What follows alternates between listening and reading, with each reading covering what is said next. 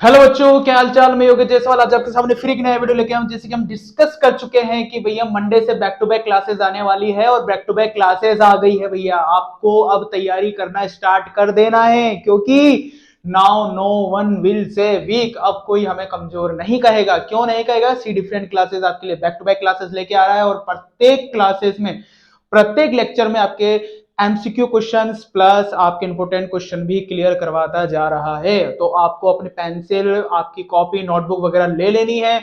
आज हम पढ़ने वाले हैं हमारी जो लोकतांत्रिक राजनीति की किताब है उसका पहला चैप्टर। कौन सा है? सत्ता की साझेदारी, यानी पावर शेयरिंग के बारे में आज हम पढ़ने वाले हैं। अब पावर शेयरिंग क्या है भैया? जब भी हम सत्ता के बारे में सोचते हैं, हमारी जो सरकार होती है उसके अंदर कई सारे राजनीतिक दल मिलकर चुनाव लड़ते हैं और चुनाव लड़ने में क्या होता है, लात घूंसे नहीं चलाते हैं भैया।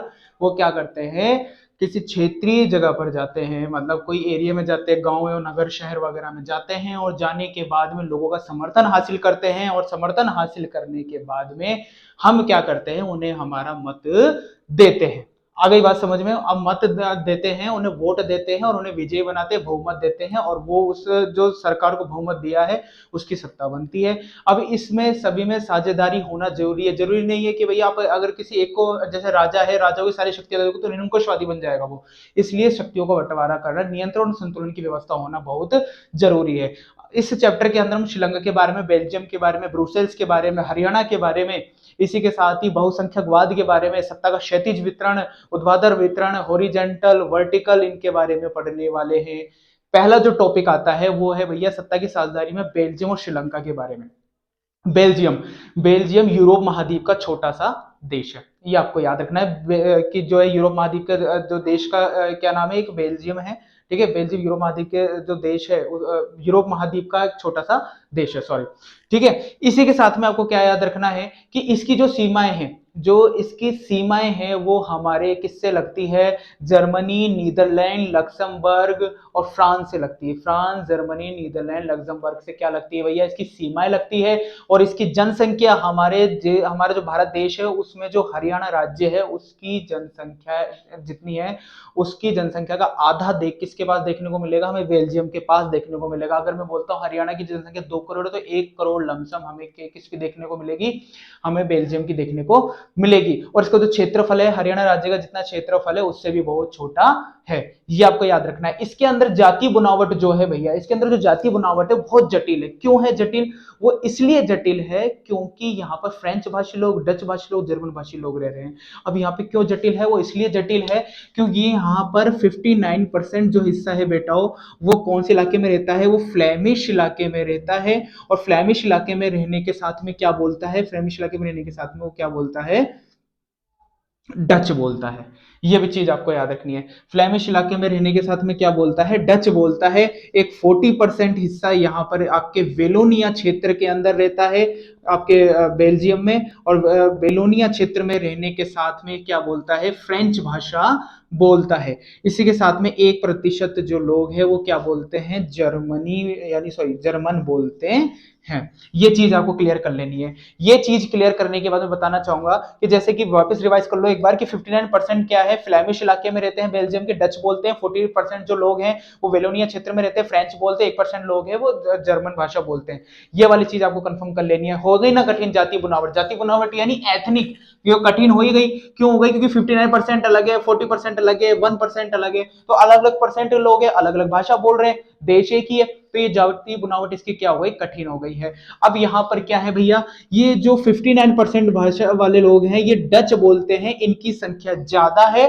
लेकिन ज्यादा होने के साथ ही ये क्या है, आर्थिक समृद्धि में, शिक्षा में, धनी वर्ग में क्या है? अल्पमत है। ये चीज आपको याद रखनी है कि ये 59% के हिसाब से तो बहुसंख्यक हो गए, लेकिन ये जो है आर्थिक विकास के मामले में, है ना, और ताकत के मामले में, या फिर आपके शिक्षा के मामले में या धनी वर्ग के मामले में अल्पमत है। उसी के साथ में क्या है 40% जो क्षेत्र में रहने वाले जो लोग हैं, वेलोनिया बोलने वाले जो लोग हैं, सॉरी वेलोनिया क्षेत्र में फ्रेंच बोलने वाले जो लोग हैं, वो क्या करते हैं, ये अल्पमत हैं। ये अल्पमत हैं लेकिन फिर भी आर्थिक विकास में समृद्ध हैं और ताकतवर हैं। आ गई बात समझ में, ये चीज कंफर्म आपको कर लेनी है। इसी के साथ ही 1% जो लोग हैं वो जर्मन बोलने वाले हैं, ये वाली चीज हम पहले कंफर्म कर चुके हैं। तो यहाँ पर आपके 59% फ्लेमिश इलाके में डच बोलने वाले और 40% विलोनिया बोलने वाले, ये चीज आपको कंफर्म कर लेनी है। बहुसंख्यक और अल्पसंख्यक के बारे में आपको समझ में आ गया होगा। इसी के साथ ही ब्रुसेल्स की मैं बात कर लेता हूं, तो ब्रुसेल्स में 80% और 20% का रेशियो चल रहा है। 80% और 20% का रेशियो चल रहा है। तो यहां पर क्या करना है आपको, ये डच और फ्रेंच इसका जस्ट उल्टा कर दो, तो 80% क्या हो गया, फ्रेंच हो गया है भैया, और यहां पर जो 20% है वो क्या हो गया है, डच हो गया है। आ गई बात समझ में, ये ब्रुसेल्स वाला इलाके की बात है। अब क्या होता है एक बार आगे क्या होता है, आगे मैं आपको बताना चाहूंगा कि यहां पर 1950 से 1960 के दशक की बात मैं बताता हूं। 1950 से 1960 के दशक की मैं अगर मैं बात करता हूं, तो इसमें जातीय संघर्ष बहुत ज्यादा बढ़ गया। क्यों बढ़ गया, वो इसलिए बढ़ गया क्योंकि यहां पर जो है अल्पसंख्यक है, अल्पसंख्यक होने के बाद में भी क्या हो रहा है, इनके पास जो है समृद्ध है, शिक्षा में क्षेत्र में आगे हैं, लेकिन फिर भी है ना, और यहां पर बहुसंख्यक होने के साथ में यानी 59% बहुसंख्यक होने के साथ में भी हम उनके पास क्या है, अल्पमत में गिने जा रहे हैं। ये तो ये इनमें इन चीजों को देखते हुए इनमें क्या हो गया, जातीय संघर्ष ज्यादा बढ़ गया है। और जातीय संघर्ष ज्यादा बढ़ने से क्या बन गई है, आगे इसमें बहुत ही संघर्ष वाली स्थिति पैदा हो गई है। ये वाली चीज आपको याद रखनी है। आगे बात समझ में, ये वाली चीज यहां तक कंफर्म कर लेनी है। इसी के साथ में आपके एक देश है श्रीलंका, उसकी मैं बात करता हूं। जो श्रीलंका जो देश है आपका, ये हमारे भारत के तमिलनाडु के दक्षिण में स्थित है और उससे कुछ किलोमीटर दूरी पे एक द्वीपीय देश है। यहाँ पर भी भाषा के आधार पर बांटा गया है, यहाँ पर भी भाषा के आधार पर बांटा गया है, मतलब यहाँ पे सिंगली भाषा, और यहाँ पर कौन सी तमिल भाषा वाले लोग रहते हैं, यह मैं आपको कंफर्म करवा देता हूँ। यहाँ पर सिंहली भाषा है भैया, यहाँ पर सिंहली भाषा है और तमिल भाषा है ना, तमिल बोलने वाले लोग हैं प्लस सिंहली बोलने वाले लोग हैं, ठीक है। अब इसमें क्या बता है, जो सिंगली भाषा बोलने वाले लोग हैं उनका कितना है, 74% हिस्सा है। जो तमिल बोलने वाले हैं उनका 18% हिस्सा है, जिसमें से 13% हिस्सा किसका है, श्रीलंकाई तमिल का है। श्रीलंकाई तमिल का हिस्सा है, श्रीलंकाई तमिल का हिस्सा है किसका, 13% है, जबकि 18% टोटल तमिल रहते हैं। और जो दूसरा समुदाय है 18% में, पहला समुदाय देखो तमिल है 18% और 18% में भी 13% कौन है, श्रीलंका तमिल है। और जो 18% में भी जो दूसरा हिस्सा है, वो दूसरा हिस्सा भैया हिंदुस्तानी तमिल का, हिंदुस्तानी तमिल का दूसरा हिस्सा है, हिंदुस्तानी तमिल का दूसरा हिस्सा है, जो औपनिवेशिक शासन के तहत बागानों में काम करने के लिए हमारे जो श्रीलंका है वहां पर लाए गए, और जो बागान में जो जिन लोगों को लाया गया काम करने के लिए उन लोगों की संतान है, तो हिंदुस्तानी तमिल वो कहलाते हैं। यह चीज आपको याद रखनी है। इसी के साथ में आपको क्या याद रखना है कि जो सिंगली समुदाय है वो बौद्ध धर्म को रिलेट करता है, मतलब ये बौद्ध धर्म से संबंधित है, बौद्ध धर्म को संरक्षण प्रदान करता है। और जो ज्यादातर सिंगली समुदाय किससे रिलेट करते हैं, किस धर्म के, ज्यादातर बौद्ध धर्म के ज्यादातर लोग देखने को मिलते हैं।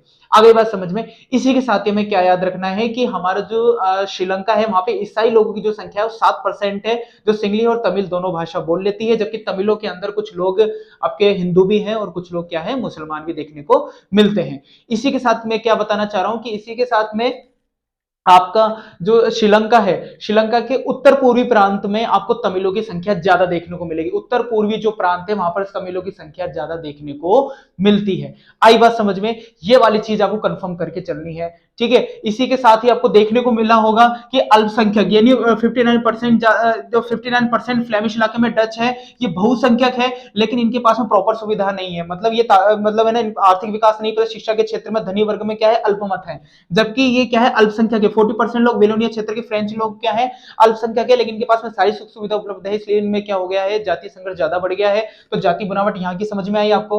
उसी के साथ ही जो सिंगली भाषा है वहां पे सिंगली समुदाय है वो 74%, जबकि तमिल जो है 18%, इसको भी दो भागों में बांट दिया, 13% श्रीलंकाई तमिल और उसके बाद में हिंदुस्तानी तमिल के बारे में बांट दिया।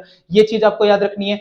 अगर ये क्वेश्चन ऐसे पुटअप हो जाता है, देखो कि अगर क्या होता है कि डच वाले लोग जो है, ये फ्रेंच वाले लोग जो है डच पे अधिकार करने लग जाते, ऐसा ब्रुसेल्स के अंदर ऐसा हो जाता तो ठीक है। या फिर ऐसा होता कि 59% डच लोग हैं, लेकिन ये इनकी संख्या ज्यादा है, तो फ्रेंच पे क्या करने लग जाए, अधिकार करने लग जाए, तो क्या स्थिति बन जाती, श्रीलंका के अंदर क्या होता है, अगर सिंगली रो 74% हिस्सा है वो 18% लोगों पर अधिकार करने लग जाए तो क्या स्थिति बन जाएगी भैया, स्थिति बिगड़ना शुरू हो जाएगी धीरे धीरे, क्यों, लोगों में असंतोष ज्यादा होगा, रोष ज्यादा बढ़ जाएगा। आगे बात समझ में, इस चीज के बारे में आपको जो है दिमाग लगाना है कि भैया इसके बारे में क्या स्थिति उत्पन्न हो सकती है, सोचने की कोशिश कीजिए। इसी के साथ में ही मैं एक चीज क्लियर करता हूं कि एथनिक या जाति किसे कहते हैं, ऐसा सामाजिक विभाजन, ऐसा सामाजिक विभाजन जिसमें हर समूह अपनी अपनी संस्कृति को अलग मानता है, ऐसा सामाजिक विभाजन जिसमें हर समूह अपनी अपनी संस्कृति को अलग मानता है, और अलग मानने के साथ ही वे क्या है, एक साझी संस्कृति पर आधारित सामाजिक विभाजन है। सिंपल सी बात है, किसी भी जातीय समूह के सभी सदस्य मानते हैं कि उनकी उत्पत्ति उनके समान पूर्वजों से ही हुई है। आगे बात समझ में, और इस कारण उनकी शारीरिक बनावट और संस्कृति क्या है, एक जैसी है। ये जरूरी नहीं है, ये जरूरी नहीं है कि ऐसे समूह के जो लोग हैं किसी एक धर्म को मानते होंगे या उनकी राष्ट्रीयता एक ही होगी। इसे हम क्या कहते हैं, हम उसे एथनिक या जातीय कहते हैं। बहुसंख्यकवाद क्या है, बहुसंख्यकवाद में कि ऐसे लोगों का समूह ऐसे लोगों कुछ एक समूह है जिसमें लोगों की संख्या ज्यादा है ना, एक समूह है जिसमें लोगों की संख्या ज्यादा है, तो वो अपने हिसाब से देश पर क्या कर सकते हैं, शासन चला सकते हैं या फिर देश पर अधिकार कर सकते हैं। वह अल्पसंख्यक लोग, जो अल्पसंख्यक जो लोग होते हैं उनकी जरूरतों और इच्छाओं को क्या कर देते हैं, अनदेखा कर देते हैं, उनकी अवहेलना कर देते हैं, वो बहुसंख्यकवाद के अंदर आता है। आगे बात समझ में, श्रीलंका के बारे में समझ में आया आपको, और बेल्जियम और इसके बारे में, ब्रुसेल्स के बारे में समझ में आया कि दोनों के अंदर अलग अलग कहानियां चल रही है, लेकिन दोनों कहानियों का मोटिव एक ही है, किसी में एक समुदाय ज्यादा है एक समुदाय कम है, लेकिन वो समुदाय अधिकार करना चाहता है लेकिन क्यों नहीं कर पा रहा है, इसके बारे में मैं आपको नेक्स्ट वीडियो में जरूर बताऊंगा। ठीक है, और इसके नेक्स्ट पार्ट आने वाला है उसमें श्रीलंका में बहुसंख्यकवाद कैसे बढ़ा, मैं इसके बारे में भी आपको समझाऊंगा।